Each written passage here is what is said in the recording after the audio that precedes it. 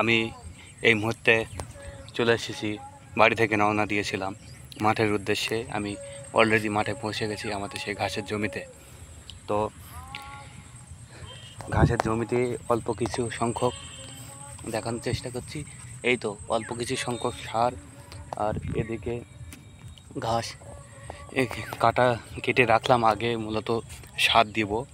তো সার দেওয়ার আগেই সেই জন্য ঘাস কেটে নিচ্ছি, নেওয়া হয়ে গেছে। তো আজকে যদিও শুক্রবার, হয়তো নামাজ পড়তে যেতে হবে, তো তাড়াতাড়ি করছি। এসেছিলাম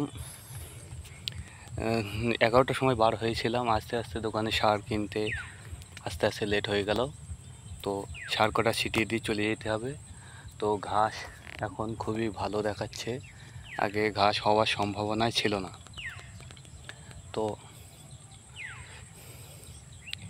কি বলবো, কোনো কিছু বা কোনো জিনিস, যে জিনিসই হোক, সে মানুষ কিংবা পশু, মানুষ পশু কিংবা সে আশের মাঠে সবজি চাষ বা যে কোনো কিছুই বলুন না কেন, সেটা আবাদ না থাকলে সেটা কখনোই ভালো ফলদ হবে না। ঠিক তেমন মানুষকে যত্ন না রাখলে সে যেমন ভালো থাকে না, ঠিক তেমনি এ আবাদ না করলে ফসলের জন্য ভালো ফল পাওয়া যায় না। ঠিক তেমনই জীবনে ইনকাম না করলেও ভালো জায়গাতে পৌঁছানো যায় না। ঠিক তেমনি আমাদেরকে আরও সামনে এগিয়ে যাওয়ার জন্য নিজেকে পরিশ্রম করতেই হবে। পরিশ্রমের কোনো বিকল্প নেই।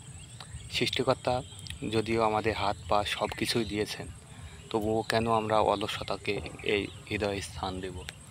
অলস মস্তিষ্ক হচ্ছে শয়তানের খেলা। শয়তান মূলত চায় যে তুমি বা আমি বা তুমি বসে থাকি। শয়তান কুমন্ত্রণা দিবে, আমরা সেদিকে